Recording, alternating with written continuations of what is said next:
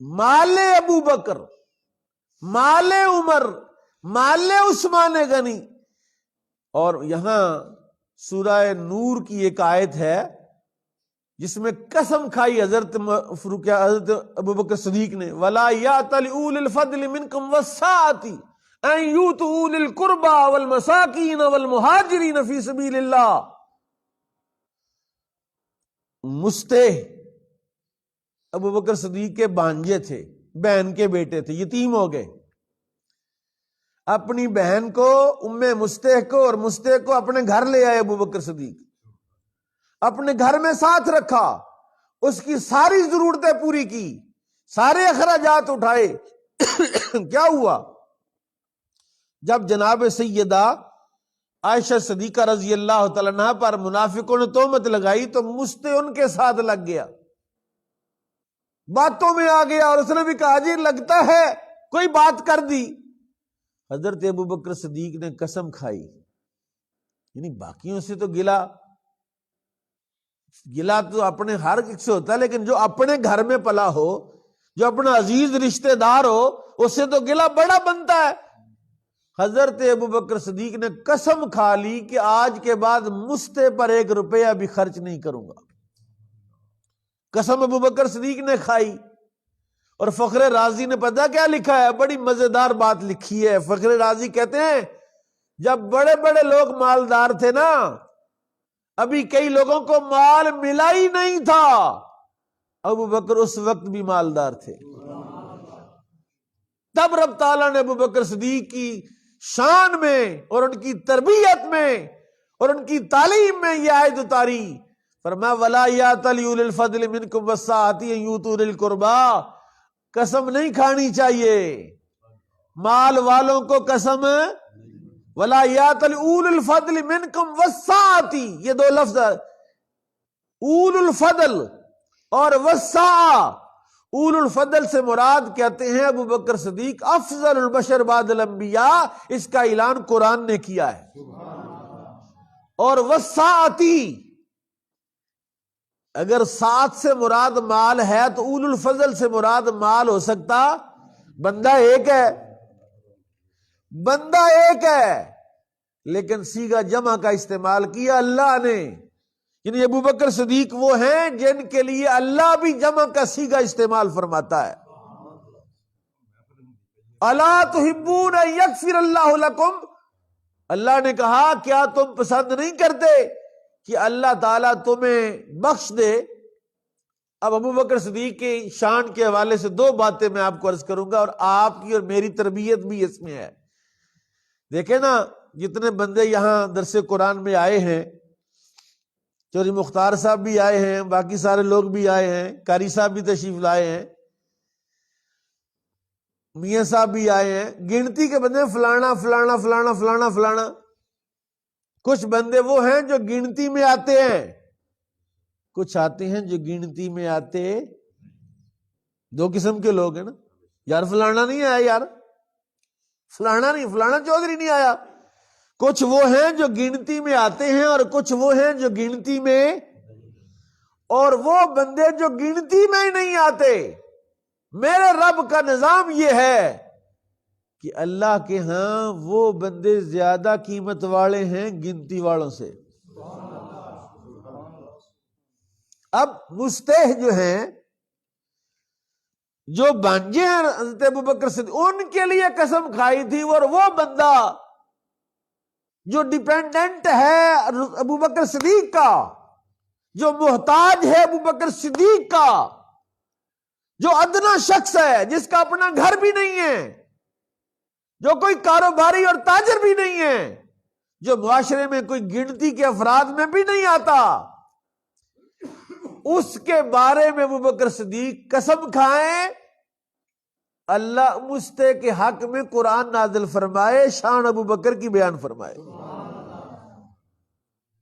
کہتے ہیں اگرچہ مستح کا تذکرہ مستح کا ہے، لیکن پوری آیت کو پڑھیں. اول الفضل ایک لفظ ہے، الا تحبون، تحبون جمع کا صیغہ ہے، لکم کی ضمیر بھی جمع کی ہے.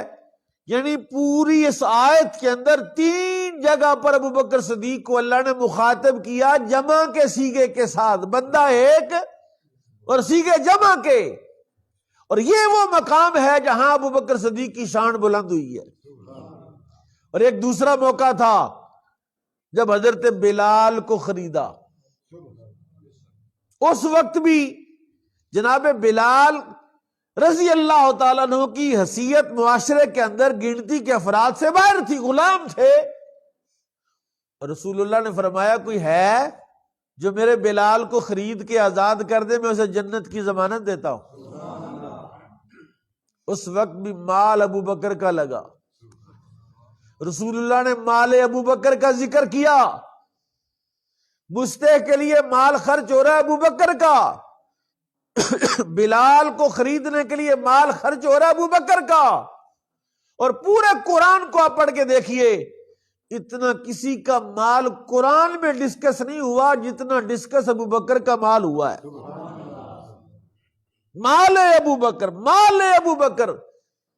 جب ابو بکر کو، حضرت ابو بکر صدیق نے بلال کو خریدا نا، تو مکے میں شور ہو گیا، روڑا پڑ گیا کہ یار ادنا سا غلام ہے اور اتنے پیسے دے کر خریدا ہے، کوئی چکر لگتا ہے۔ لگتا ہے بلال نے در پردہ ابو بکر پر کوئی احسان کیا ہوا ہے، جس کے بدلے میں انہوں نے اتنے مہنگے پیسے دے کر، اتنے زیادہ پیسے دے کر خریدا۔ اب یہ مکے والوں نے اشکال اور یہ شک کا اظہار کیا اور شور کیا، اور پراپوگنڈا کس کے خلاف تھا؟ ابو بکر صدیق کے خلاف تھا۔ ابو بکر صدیق کے خلاف پراپوگنڈا مکے والے کریں تو رب تعالی حضرت ابو بکر کی شان کے لیے قرآن نازل فرمائے۔ آپ نے فرمایا، اللہ نے فرمایا وَسَيُجَنَّبُهُ الْأَتْقَى الَّذِي، کہتے ہیں اتقا کا لفظ جو ہے وہ ابو بکر کے لیے کب استعمال ہوا؟ جب انہوں نے حضرت بلال کو خرید کر آزاد کیا ہے۔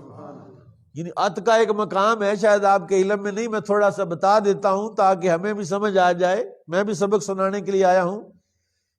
فرمایا ان اکرمکم عند اللہ اتقاکم، تمہارے نزدیک، تم میں سے اللہ کے نزدیک عزت والا کون ہے؟ جو سب سے زیادہ متقی ہے، جس کا تقوی زیادہ ہے، اللہ کے ہاں اس کا مقام زیادہ ہے۔ اور ابو بکر صدیق وہ ہیں جن کو اللہ نے خود ہی کہا وَسَيُجَنَّبُهُ الْأَتْقَى الَّذِي يُؤْتِي مَالَهُ يَتَزَكَّىٰ، کہ وہ ابو بکر جنہوں نے مال خرچ کیا حضرت بلال کو خریدنے کے لیے، یہ ابو بکر ساری امت میں سب سے زیادہ تقوی والا ہے۔ اور خود ہی بتایا یوتی مالہ یتزکا، انہوں نے تو مال خرچ کیا ہے اپنی ذات کو اور اپنے دل کو پاک کرنے کے لیے۔ حضرات، نہانے سے بندہ پاک نہیں ہوتا، دھونے سے بندہ پاک نہیں ہوتا، وضو سے بندہ پاک نہیں ہوتا، جتنا بندہ مال اللہ کی راہ میں خرچ کرنے سے پاک ہوتا ہے، اتنا کسی اور کام سے پاک نہیں ہوتا۔ سب سے زیادہ، یعنی یہ دل ہے نا، دیکھو نا، ہاتھ دھوئیں کئی دفعہ بیسن پر تو صابن لگایا تو کالا کالا صابن ہو گیا، اتر رہا ہوتا، بڑی میل چڑی ہوتی ہے نا ہاتھوں پہ۔